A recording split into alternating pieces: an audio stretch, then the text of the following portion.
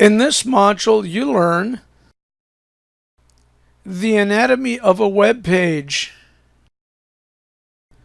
the DOCTYPE statement and why you need it, the HTML container and its sections. All web pages have the same skeleton shown here. This and all web pages consist of 4 sections. The document type, or DOCTYPE for short. The HTML container. The HTML container holds all the HTML code for the web page. The code in the HTML container is divided into 2 sections. The first of these sections is the head section. The second section of the HTML container is the body section. We will look at both of these sections in detail in a moment. Every page begins with a DOCTYPE. The DOCTYPE shown here is the only one you need. It tells the browser your code is HTML5. You may see other more complex DOCTYPE statements. They are DOCTYPE statements for older versions of HTML, such as HTML 4.01 and XHTML 1.0. In this course, we will only write HTML5 code and use the DOCTYPE shown here. Without the DOCTYPE, the browser makes its own assumptions about your page. This is often called quirks mode. You must therefore use the DOCTYPE to tell the browser you explicitly want your page rendered as HTML5 and not use its quirks mode. Doing so increases the likelihood that all current browsers will render the page consistently.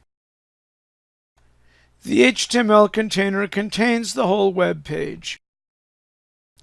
Notice it begins with the opening tag HTML. It ends with the closing /HTML tag.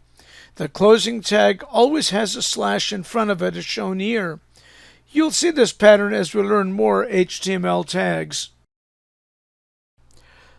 We mentioned earlier that the code in the HTML container is divided into 2 sections, the head section and the body section.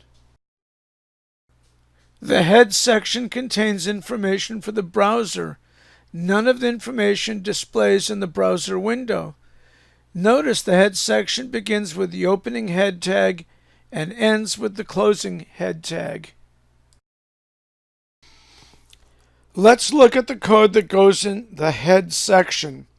The code in the oval is the minimum code you must have in the head section.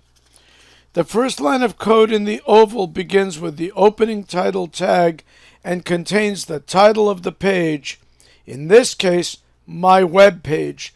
It ends with the closing title tag. The title, my web page, shows on the Browser tab. The second line is the meta tag. This tag is one of several HTML tags that does not have a closing tag.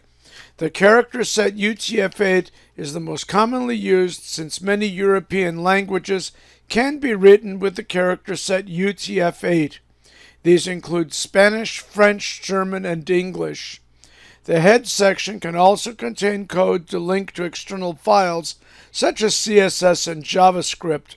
We'll learn about external CSS and JavaScript later in the course. Code the page content in the body section. The browser displays content coded in the body section. The body section begins with the opening body tag and ends with the closing body tag. Most of the code you write is in the body section. In the next module, we learn how to work with text in HTML. In this module, you learned the anatomy of a web page. All pages begin with the DOCTYPE statement and the HTML container to hold the page's HTML code. The DOCTYPE statement and why you need it. You learned that without the DOCTYPE statement, the browser will make assumptions about your page and render it according to its quirks mode, which will yield slightly inconsistent rendering results across different web browsers. Finally, you learned about the HTML container and its two sections. The first section is the head section, which contains information for the browser.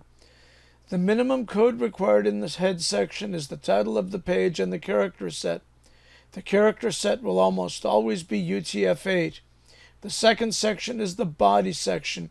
This is where your content goes and is visible to the user. Thanks for watching. If you enjoyed this video, give it a thumbs up and click the subscribe button. Don't forget to click the bell to be notified of new videos as they become available. If you would like some labs and exercises, we have a full web design course.